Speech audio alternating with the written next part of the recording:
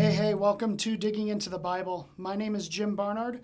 This is a production of Tiller Coaching. All right, well, it is day 17. Thanks for joining me. We are almost done with the Sermon on the Mount.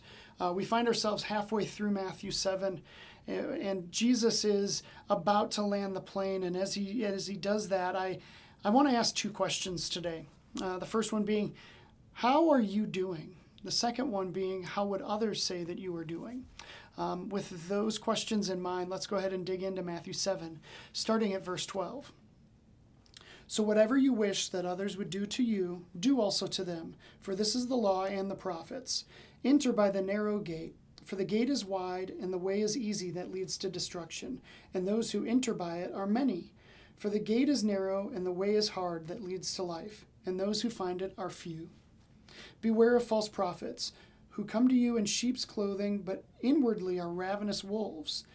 You will recognize them by their fruits. Are grapes gathered from thorn bushes, or figs from thistles? So every healthy tree bears good fruit, but the diseased tree bears bad fruit. A healthy tree cannot bear bad fruit, nor a diseased tree bear good fruit. Every tree that does not bear good fruit is cut down and thrown into the fire. Thus you will recognize them by their fruits. All right, Jesus starts this section with the golden rule, which is great. Like it's such a great way to cap all this conversation about hypocriticalness. I think it is functionally impossible to live the golden rule and to be a hypocrite. It just seems so obvious to me. So Jesus is landing here at this point, and I think that the golden rule, like what's magical about it is only I can define what I want done to me. Right? Like that's for me to decide. And if that's on me, then it's also on me to say, am I doing the things that I want done to me to others? And that's why I asked the question, how are you doing?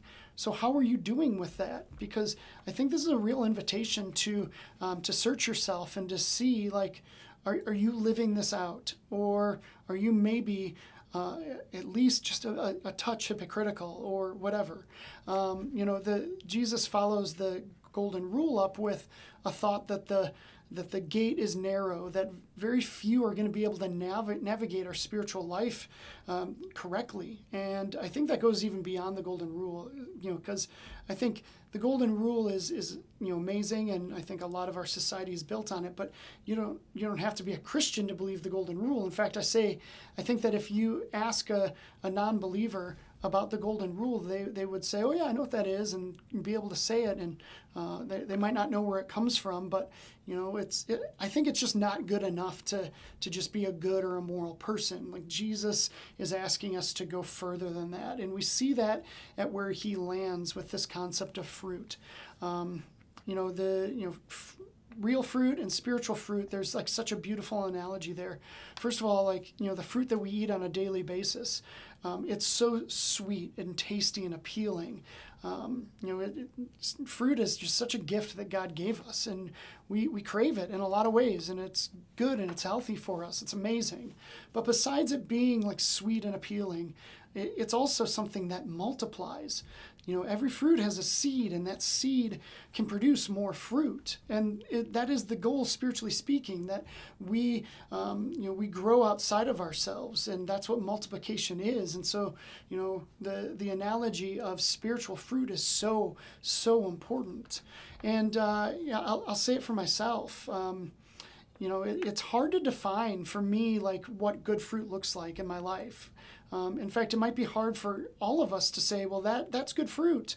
I think, this is a goofy analogy, but, in the late 60s or whatever, I'm not a historian, so I don't know, but the Supreme Court said it's hard to define what pornography is, but you know it when you see it.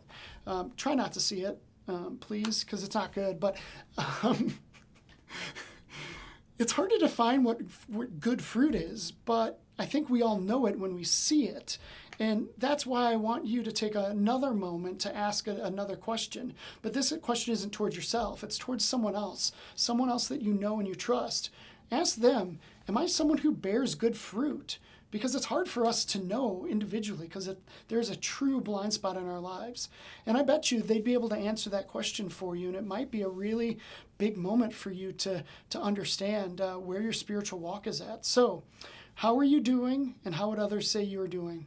Two really good questions to ask yourself today. All right, with that, my time is up. I look forward to seeing you tomorrow as we wrap up Matthew 7 and the Sermon on the Mount. I will see you then.